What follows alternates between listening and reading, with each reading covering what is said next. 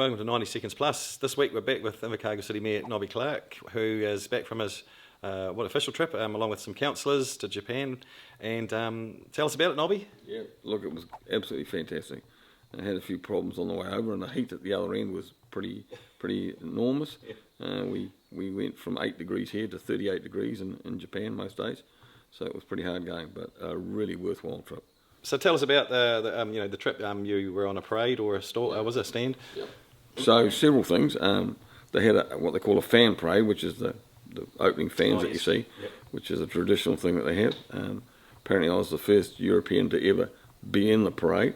You see the picture of the kimono that I was wearing. Yep. High status thing. I was quite embarrassed about it really, but a real great honour. Yep. And got to get onto one of their floats that they bang all the drums and everything. Really noisy, but about 750,000 turn out to these parades. Yep. Over 3 days. Yep. So a huge thing in Japan. So a real honour to be there.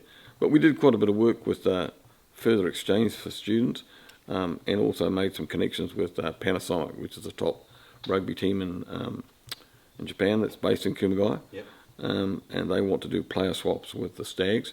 So that's one option for the Stags, that our elite players can go and play in their top team. Wow. Yeah. Coached by Robbie Deans, the ex-All Black coach, of course. Yep. But we're also trying to tee it up with one of the schools to be able to swap as well.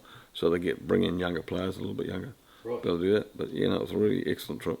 Now, what's this? It's been going around town that you had a bit of an incident in Auckland on your way out, exiting New Zealand. Tell us about that. Yeah. Well, got into one of the hotels right at the airport and flashed up to the top floor and swiped the card and went into the room, and there was already a couple in the room. So that was a little bit embarrassing, and we sort of a bit of a back take. I wasn't quick enough to say, "Oh, sorry, room service," but yeah, but the hotel didn't know they were there, so we got a reallocated room. Nice. Yes.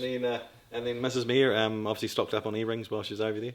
Yes. You would have seen the pictures many times. I think it was 4 shops she went into and bought earrings. Some of them at $30 and $40 New Zealand, where the local shops got 3 for the price of about $12 or whatever it is. So that was a little bit undermining the local shopper. But anyway, bought more as she does. Yeah. And you were also talking about the city mayor about doing was it staff swap or? Yeah, that's a potential option for us. They're quite interested in that, to learn a bit about how our system works. Yeah. Theirs is quite different. But we also talked about recycling, or the waste minimisation. They're quite unique in Japan. They don't put stuff to landfill. So they take their plastics out and bundle them up into bales and send them away like we do at the moment. Yeah. So they were quite interested to know about our pelletising plant that breaks it down again. So I'm going to send them some information about that. But they don't do landfill. They burn everything. So they incinerate everything. Yeah. They control what goes out the tube at the top, into the atmosphere. They're very controlled on that. So what they do is they burn it about 1400 degrees. And that's everything. Everything that goes into our normal bins, including food scraps. You end up with carbon at the end, which goes into pavements and into fertiliser on land. So I thought that was quite a unique way of doing it. I want to find out some more about that, because landfills are continuing to be a problem in New Zealand. Yeah. So it was really interesting. But no, it was interesting to go to see how they do it. No rubbish anywhere in Japan. No rubbish bins on the main streets. You unwrap something, you put it in your pocket and take it home or take it to work. And that's where it gets collected. So you don't have people running around or bins spilling over. Very clean. And the other thing was that they do city planning really different. So they go up a lot as opposed to going out because of the population base.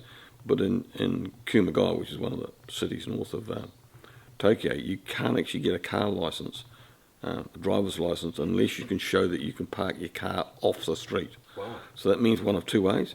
You have space on your own section, which a lot don't have. Yeah. Or alternatively, you have a community plot where you pay about $3 a day to park your car. Oh. So there's no parking on the side of the streets like we have in New Zealand. Yeah. So therefore their streets are narrower, so they're not taking up so much straight.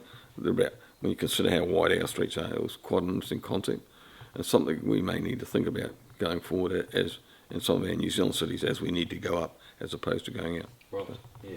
A lot to be learned from Japan. And that's 90 Seconds Plus with Invercargill City Mayor Nobby. Till next time, see you later.